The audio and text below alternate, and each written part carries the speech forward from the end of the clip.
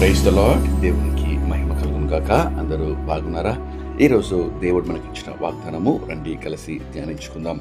యెషయా గ్రంథము 55వ అధ్యాయము 8వ వచనము. నా తలంపులు మీ తలంపుల వంటివి కావు, మీ త్రోవలు నా త్రోవల వంటివి కావు. ఇదే యెహోవా వాక్కు. ఆకాశంలో భూమికి పైన ఎంత ఎత్తుగా ఉన్నవో మీ మార్గముల కంటే నా మార్గములు, మీ తలంపుల కంటే నా తలంపులు అంత ఎత్తుగా ఉన్నవి. ప్రియమైన దేవుని బిడ్డలారా, నీ పట్ల నా పట్ల దేవుని ఉద్దేశములు, దేవుని తలంపులు, ఎత్తైన దేవుని ప్రణాళికలు వాక్యంలో ఈరోజు దేవుడు మనకు వాగ్దానం చేస్తున్నాడు.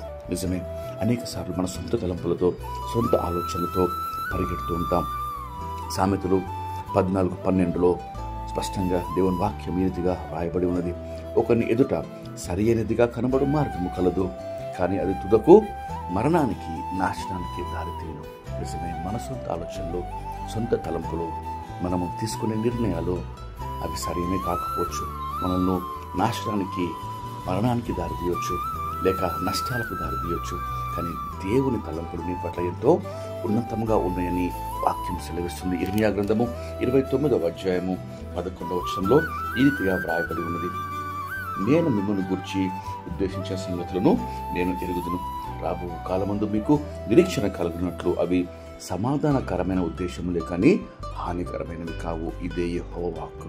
నిజమే, దేవుని తలంపుల కొరకు, దేవుని ఉద్దేశాల కొరకు, నీ పట్ల దేవుని ఆలోచనలు, దేవుని యొక్క గొప్ప ప్రణాళిక కొరకు మనము కనిపెట్టినప్పుడు దేవుడు తన ఆలోచన, తన ప్రణాళిక నీ జీవితంలో నెరవేర్చి నిన్ను గొప్పగా, మరి తనకు మహిమాకరంగా, మరి సమాధానము, సంతోషము, నెమ్మది గల వ్యక్తిగా చేసి అనేకులకు ఆశీర్వాదకరంగా మార్చగలడం. ఈ వాగ్దానం పొందుకుంటూ రండి కలిసి ప్రార్థన చేసుకుందాం.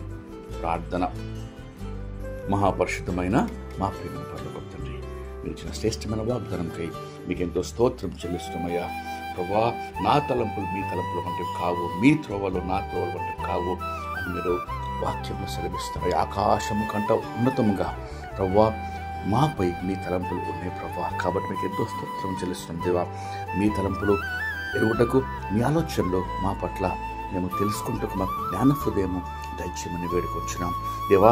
తల వంచి మీ ప్రణాళికకు మేము లోబడి మీ ఉద్దేశం నెరవేర్చడానికి తండ్రి మాకు మీ కృప అనుగ్రహించమని వేడుకోవచ్చు.